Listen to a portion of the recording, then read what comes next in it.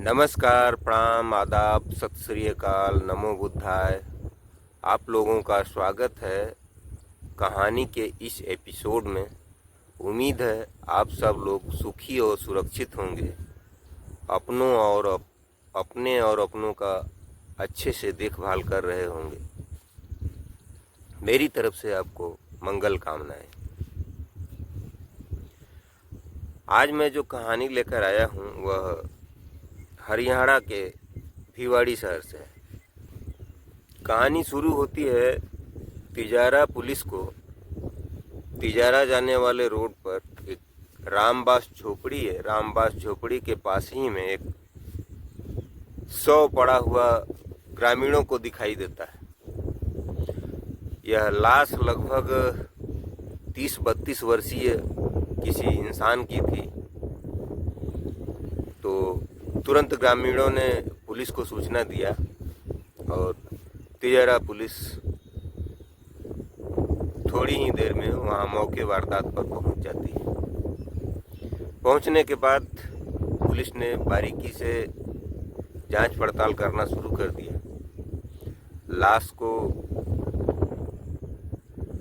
लाश का पंचनामा करवाकर उसे पोस्टमार्टम के लिए भेज दिया। जांच पड़ताल में थोड़ी ही दूर पर, लाश से थोड़ी ही दूर पर एक हेलमेट पड़ा हुआ मिला और हेलमेट को पुलिस ने कब्जे में ले लिया। हेलमेट ऐसे कोई फेंकेगा नहीं, हेलमेट बिल्कुल नया था। तो वह हेलमेट पुलिस ने पहले कब्जे में ले लिया। उसके बाद कुछ दूरी तक और भी सर्च करने का प्लान बनाया पुलिस ने और सर्च करने लगी। तो उसी बीच में उनको एक नंबर प्लेट मिलती है। उस नंबर प्लेट को भी, स्कूटर या मोटरसाइकिल का नंबर प्लेट था, उसको भी वो कब्जे में ले लेती है पुलिस। फिर और सर्च करने लगती है कि हो सकता है कोई वाहन भी मिल जाए। तो करीब 150 मीटर की दूरी पर उनको एक स्कूटी भी मिल जाती है जो बिना नंबर प्लेट की होती है। लेकिन उस नंबर प्लेट को पुलिस कब्जे में ले लेती है, उस वाहन को भी, उस स्कूटी को भी वह पुलिस कब्जे में ले लेती है। कब्जे में ले लेने के बाद पुलिस वहाँ से सारा जांच पड़ताल करके फिर थाने चली आती है और पोस्टमार्टम का पुलिस इंतज़ार करने लगती है। पोस्टमार्टम में जो रिपोर्ट आती है उसमें बताया गया कि यह 32 वर्षीय युवक की हत्या किसी धारदार हथियार से गला काट देने की वजह से हुई है।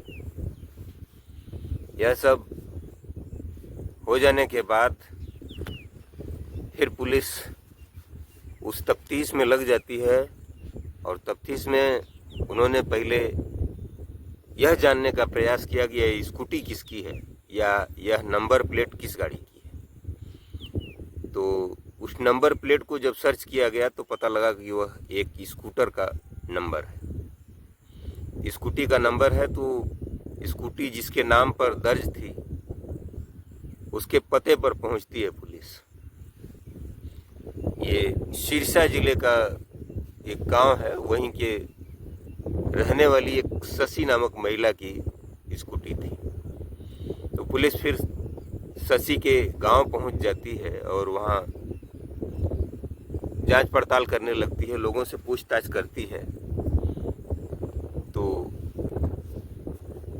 वहाँ के लोग बताते हैं कि ये स्कूटी तो शशि की है।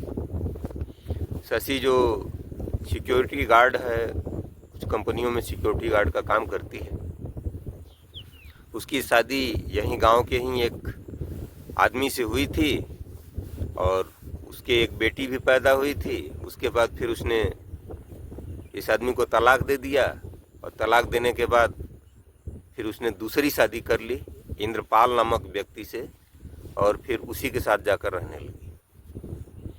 यह सुनकर पुलिस फिर उस व्यक्ति के पास जाती है जो शशि का पहला पति होता है। तो पहले पति के पास जब पहुंचती है तो पहला पति से पूछताछ किया जाता है। तो पहला पति कहता है कि मेरा इस केस से कोई लेना देना नहीं है। 2 साल पहले ही वो हमको छोड़कर जा चुकी है और हमारा उसका तलाक हो गया है। तो पुलिस सोचती है कि वास्तव में यह व्यक्ति सही बोल रहा होगा, लेकिन पुलिस का शक उसके ऊपर भी बरकरार था। पुलिस उसको बिना बोले वहाँ से चली तो जाती है, लेकिन पुलिस उसके ऊपर निगाह बनाए रखती है। और इसी बीच अब वह पुलिस जो है शशि के खोजबीन में लग जाती है। शशि के खोजबीन में जब लगती है तो पता लगता है कि शशि जो है खुसखेड़ा स्थित आनंदा ग्रीन सोसाइटी के एक फ्लैट में किराए पर रहती है और उसके साथ उसका पति इंद्रपाल भी रहता है। यह बात जानने के बाद पुलिस वहां जब पहुंचती है तो लोगों को पता लगता है कि वहां अब वो शशि नहीं रहती है। और शशि के ऊपर लोगों ने बताया कि शशि के 2 प्रेमी भी थे और दोनों प्रेमी जो है शशि के ऊपर वाले फ्लैट में रहते थे। एक का नाम था बालकांत, जो हैदराबाद का रहने वाला था। इसकी उम्र करीब 50 साल के आसपास थी। और दूसरे का नाम था कुलदीप फरीदाबाद का रहने वाला था और इसकी उम्र करीब वहीं 30-32 के आसपास थी। इन दोनों का पता हो जाने के बाद फिर पुलिस जो है शशि के खोजबीन में फिर लगती है। तो शशि वहाँ नहीं मिलती है तो फिर दूसरी जगह खोजबीन की जाती है। और किसी मुखबिर ने बताया कि शशि जो है पास के ही एक दूसरी सोसाइटी में अब किराए पर ही रहती है। जब वहाँ पुलिस जाती है तो संजोग से पुलिस को शशि मिल जाती है और शशि को गिरफ्तार करके उसको थाने लाया जाता है। थाने लाए जाने के बाद जब उससे पूछताछ की जाती है और उससे पूछा जाता है कि तुम्हारे पति इंद्रपाल की हत्या हो गई है और तुम जो है इस तरह से यहाँ रह रही हो, कुछ समझ में नहीं आ रहा है। तो इधर उधर की वो बातें बना रही थी, कुछ साफ नहीं बता रही थी। लेकिन पुलिस ने अपने हिसाब से जब पूछा तो सारा राज उसने उगल दिया। उसने बताया कि इस हत्या को जानबूझकर किया गया है। इसका कारण यह था कि इंद्रपाल हम दोनों लोगों के, जैसे कुलदीप था और एक बालकांत था, इन दोनों प्रेमियों से मिलने में वो बाधा बन जाता था। कभी कभी वो वहीं पर रह जाता था तो हम अपने प्रेमियों से नहीं मिल पाती थी। तो इसीलिए प्रेमियों के साथ मिल करके उसकी हत्या कर दी गई। यह सुनने के बाद पुलिस हरकत में आ जाती है और उस दोनों लोगों का, बालकांत का और कुलदीप का, दोनों का मोबाइल नंबर लेती है और दोनों को सर्विलांस पर लगा करके तुरंत उन दोनों का लोकेशन ट्रेस करती है और दोनों को गिरफ्तार कर लेती है। पुलिस जब गिरफ्तार करके इन दोनों लोगों को ले आती है और कड़ाई से पूछताछ करती है तो जो कहानी सामने आती है वह कुछ इस प्रकार से है। ये जो इंद्रपाल था, इंद्रपाल सिरसा जिले का रहने वाला था और वहीं की रहने वाली ये शशि भी थी। शशि भी कंपनियों में सिक्योरिटी गार्ड का काम करती थी। इंद्रपाल भी कंपनियों में सिक्योरिटी गार्ड का काम करता था। और जो शशि का पति था वह गांव में ही खेती बाड़ी किया करता था।